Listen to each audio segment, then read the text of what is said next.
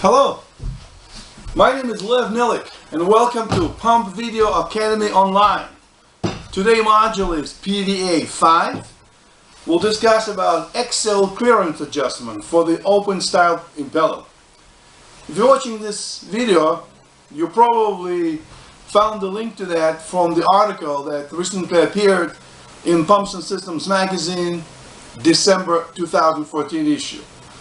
The name of the article is ANSI, American National Standard Institute, ANSI Impeller Clearance Field Adjustment, Truth or Friction.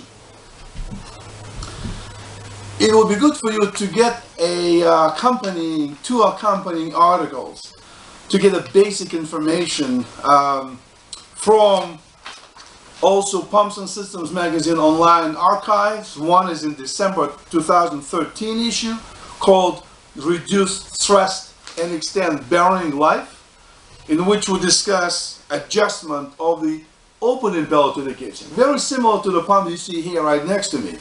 The two pumps that we did some testing that you might have seen in earlier PVA modules.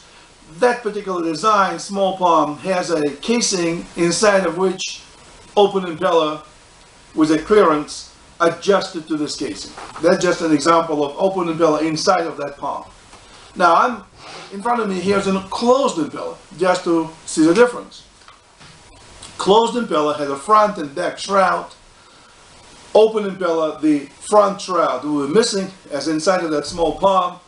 The vanes will create clearance to the casing, and that clearance, as it wears out, will have to be adjusted. Would have to be adjusted or could be adjusted to restore efficiency. With that come some issues that we need to be aware of. So the first article in 2013, December last year, talks about exactly what happens to the pressure distribution in the back and the front of the impeller for the open or closed impeller, and how does it affect the load on bearings, the seal, mechanical seal pressure, and other factors affecting efficiency and reliability. It also might not be a bad idea to get another article, which is way back March 2007, Pumps and Systems, for double suction pump, and that is called How Much Energy is Wasted When Wearings Are Worn to Double Their Initial Value. So these two articles, December 13 and March 2007, provide additional background information to what we're discussing today and what's in the December 2014 article. So when we adjust the clearance, a couple of things happen. Now this is enclosed impeller. Clearance does need to be adjusted.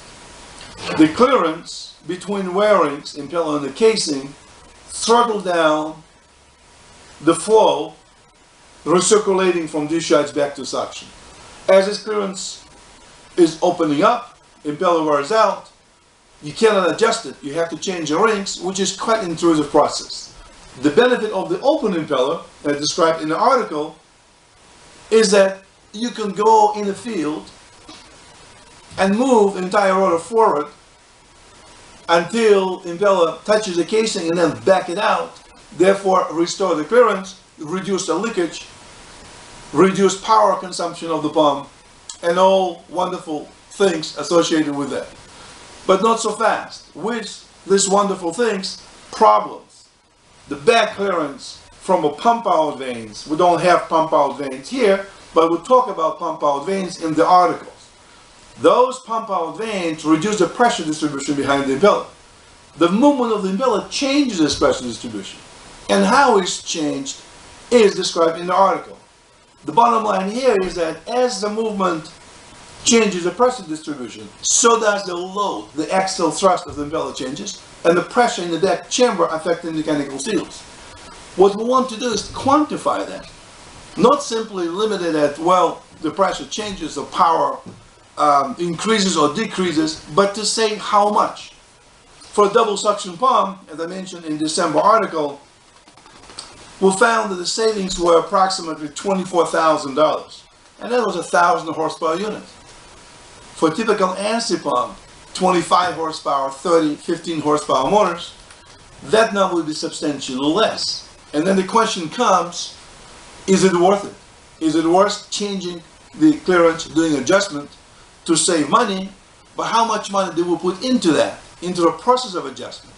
And also, do we affect reliability, which may cause premature failure of the seal, bearings, and other nasty factors. So all these factors need to be put together, analyzed, and reconciled, and an ultimate decision has to come out as a balance of the consideration of all these factors together.